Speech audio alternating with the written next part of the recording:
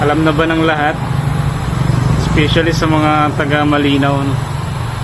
So, ngayong May 9 mga kailaw, may laban si Boy Kayak sa boxing dito sa Leso. So, shoutout natin yung mga taga Malinaw. Kilalang kilala to si Boy Kayak ng mga taga Malinaw. Favorite ng mga taga Malinaw si Boy Kayak. So ngayon mga kailaw, especially sa mga taga shoutout sa mga taga Malinaw, may laban po na sa boxing si Boy Kayak ngayong May 9.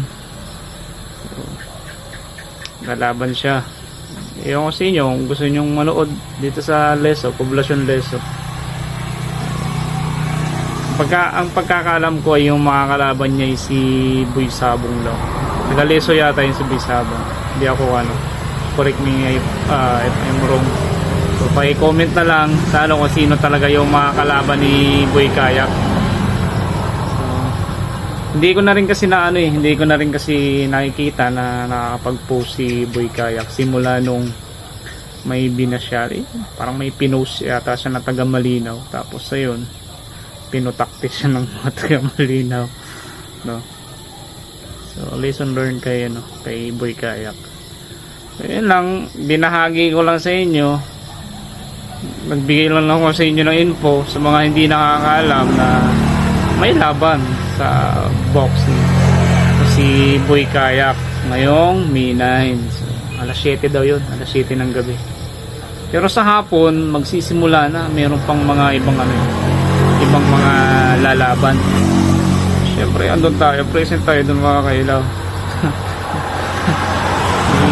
Panoorin natin kung paano maglaban si Boy Kayak, paborito ng mga taga Malinaw. Tingnan na mga kailaw, in-inform ko lang sa inyo, baka meron pang hindi nakakaalam yun lang. Shoutout nga pala kay Dami Pangkatan. So taga Mango Tree Residence, baka magtatampo ka na. Hindi kita na shoutout. Tapos doon kay Gemma, yung nakalimutan ko na apelyido mo, yung dyan kay ng Pransya na tindera ni ng Pransya, nagpapa-shoutout kasi yun, nagtatampo din hindi na shoutout, kalimutan ko yung apelyido mo. So yun lang, shoutout sa inyo, shoutout sa mga followers natin dyan, sa mga thank you nga pala sa mga followers natin na laging nandyan nakasuporta. So maraming salamat sa inyo. Magandang hapon.